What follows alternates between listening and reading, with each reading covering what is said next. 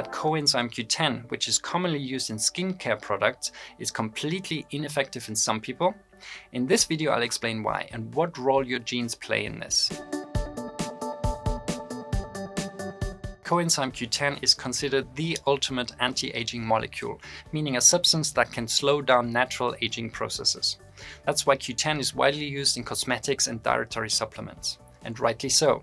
The advertising claims are not just empty promises. The molecule actually plays a very important role in our body. That's why evolution has given us the ability to produce coenzyme Q10 ourselves in our body. However, there's a catch. Coenzyme Q10 is, similar to folic acid, not yet active in the body and must first be activated before it can exert its effect. Let's take a closer look at the activation process. Coenzyme Q10 enters the body either through dietary supplements, cosmetic products, or the body's own production.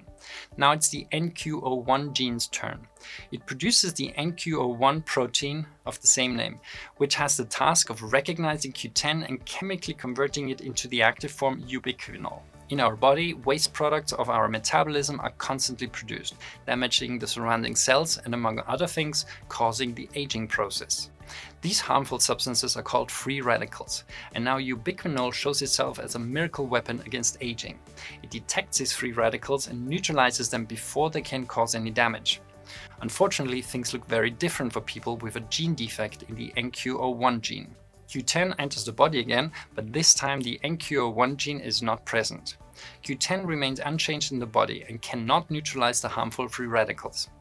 The deceptive thing about this is that a blood test for Q10 would look good. There is enough coenzyme Q10 present. However, the blood test cannot determine if it remains ineffective. Fortunately, there are other micronutrients, so-called antioxidants, which can also detect and neutralize free radicals. So if coenzyme Q10 does not work due to a gene defect, not everything is lost. So how common are such gene defects in the population? Like most genes, each of us has two of them, one inherited from the father and one from the mother. About 63% of people have two functional copies of the NQ01 gene and can activate Q10 sufficiently. For these people, both the self-produced and the additionally ingested Q10 are effective. About 32% of people have one functional and one defective gene, and the remaining 5% have two defective genes. By the way, one defective NQ01 gene is already enough for the conversion of Q10 into the active form to practically not happen anymore. For these people, Q10 as a dietary supplement or an anti-aging cream is completely ineffective. But even with optimal NQ01 genes, there's still a problem. As I mentioned earlier, the body can produce coenzyme Q10 itself.